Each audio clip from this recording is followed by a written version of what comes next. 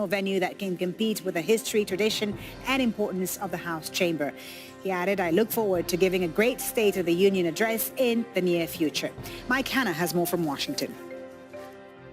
On the one side, the Speaker of the House, Nancy Pelosi.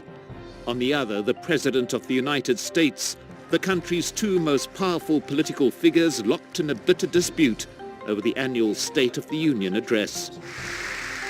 Last year, the President addressed a joint session of Congress in which Republicans controlled both Senate and House. I extend to you this gavel. But in November's elections, a Democrat seized control of the House of Representatives. Nancy Pelosi became House Speaker, and after the shutdown began, she withdrew the necessary invitation to the President to speak. In this letter, the President brushed aside her stated security concerns and told the House Speaker he would be in Congress on Tuesday night to deliver the speech. Not so, said Nancy Pelosi in a letter by return of messenger. She would not allow the speech in the House chamber to go ahead. Nancy Pelosi, or Nancy as I call her, she doesn't want to hear the truth, and she doesn't want to hear, more importantly, the American people hear the truth. So we just found out that she's canceled it, and I think that's a great blotch on the incredible country that we all love. It's a great, great, horrible mark. The President was expected to use his address to once again press for a wall on the southern border and continues to insist he will veto any funding legislation that does not allocate $5.7 billion for the project. There is serious and justified concern that this president would shut down the government any time he does not get his way legislatively. That is why we must hold the line on this shutdown in government. But in a late-night tweet, the president conceded this particular argument, saying he was not looking for an alternative venue, but would hold his State of the Union address until after the partial government shutdown is over. Mike Hanna, Aljazeera, Washington. All right, let's get the latest now with Kimberly Halkett, our White House correspondent in Washington, D.C. So, Kimberly, the State of the Union, the latest casualty of the shutdown. Any signs that it could end soon? Well, there's some political posturing that's likely to take place in the U.S. Congress today, giving the appearance that the lawmakers are doing something, but it really appears that nothing is going to be accomplished. What we have happening, and all eyes on the Senate Thursday, as there are two bills that will be voted on and considered, but neither is expected to pass. The first one is Republican-backed. What it would do is give Donald Trump the $5.7 billion he's looking to build his border wall along the southern border of the United States and Mexico. This has been the sticking point that led to this shutdown, but this would need some Democratic support, and Democrats say they're simply not going to vote in favor of this. Now, the other one that is going to be voted on in the Senate has already passed in the democratically controlled House of Representatives, the lower chamber, but this one is not expected to pass. It would open the government at least until February 8th, but it doesn't include money for the border wall, Donald Trump's sticking point and his insistence, and so this is not likely to pass because Republicans say they know the president won't sign it into law, something that is necessary. So what we have here are the Democratic Party and the Republican Party on divergent paths, and this stalemate continues. Folly, it's now in its 33rd day. Yeah, and what impact is this prolonged shutdown having, Kimberly, not just politically, but also on the American people? Yeah, it's increasingly being felt across the United States. The list getting longer every day. The latest, the federal courts are saying that they will no longer be able to, after January 31st, look at all their cases. That means the civil cases will be brushed to the side. We know that the FBI has a number of its employees that are saying they are very concerned because they will not be able to put in place some criminal indictments, and they're concerned about public safety. Cyber experts say the United States now at more risk of a cyber attack. The Coast Guard says that many of its members are using food banks. There are school lunch programs that are being affected. National parks where the trash is beginning to pile up because the park rangers are not there to oversee that collection. And 1 in 10 airport screeners now say that they are not showing up for work. They can't afford the gas to get there. So again, the American public is starting to feel this more and more with each passing day, and their lawmakers failing to find a compromise in order to alleviate the suffering. Kimberly, thank you very much for that. Kimberly Halkett, our White House correspondent there in Washington. Turkey has renewed its call to launch an international investigation into the murder of Saudi journalist Jamal Khashoggi. Sinem Koseoglu has the latest from Istanbul.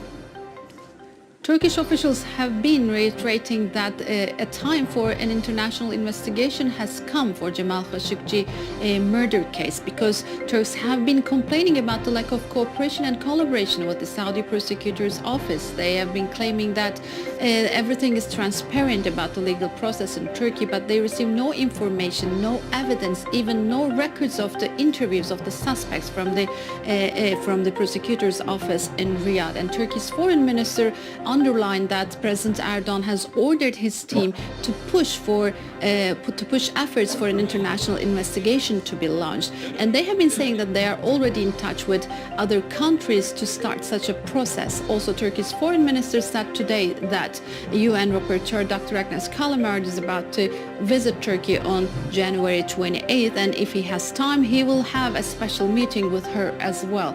And the UN side also has said before that this is an extrajudicial murder. They have told it to Aljazeera and other media platforms. Of course, it is interesting that the Human Rights Watch panel in London, they say that an international investigation must be handled under the supervision of the United Nations.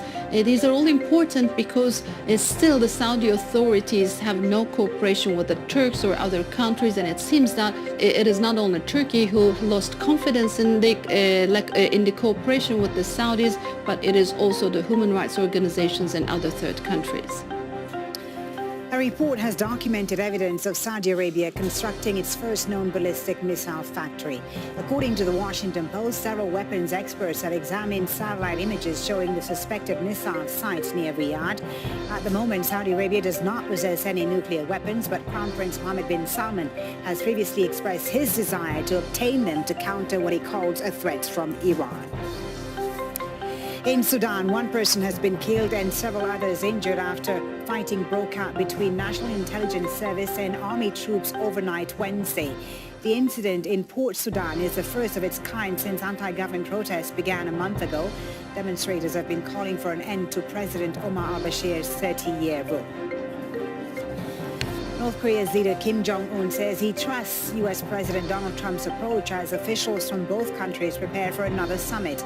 North Korean state media say Kim Jong-un is satisfied after receiving a letter from Trump. He's ordered preparations for a second meeting, with Trump saying he'll wait with patience and in good faith. This follows weeks of warning that Kim could seek a new path if the U.S. did not lift its sanctions.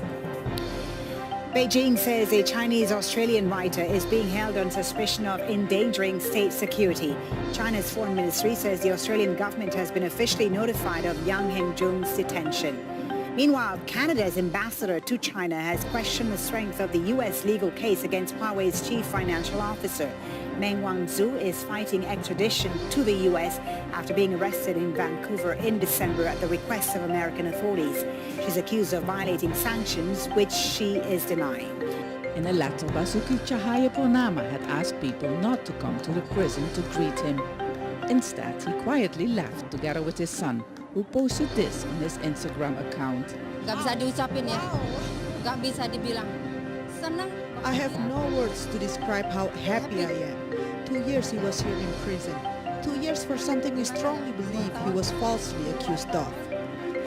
Purnama, better known as Ahok, was a popular governor because of his efforts to clean up Jakarta's corrupt bureaucracy and improve infrastructure.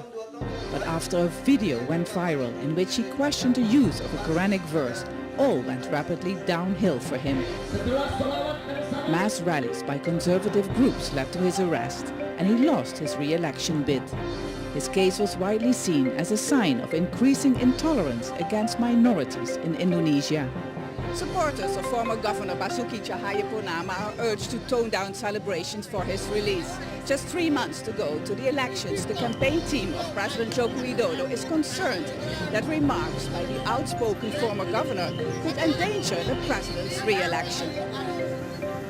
So instead of attending welcome parties, Purnama will go on vacation and accept speaking engagements abroad. There are reports he wants to start his own television show. That's likely to worry the government because Purnama's opponents are watching. Walaupun hukuman ringan, kita hargai Ahok ini. Although he got a lenient prison sentence, we respect the fact that he went through the legal process. But if he starts doing the same thing again, if he becomes noisy again, we'll leave it up to the people. Purnama has said he doesn't want to be called by his Chinese nickname Ahok any longer, a sign he wants to make a clean start. In the letter he also said he's thankful for his time in prison, because otherwise he would have become more arrogant. The main question now is when the controversial former governor will break his silence and return to politics. Step Vassen, Aljazeera, Jakarta.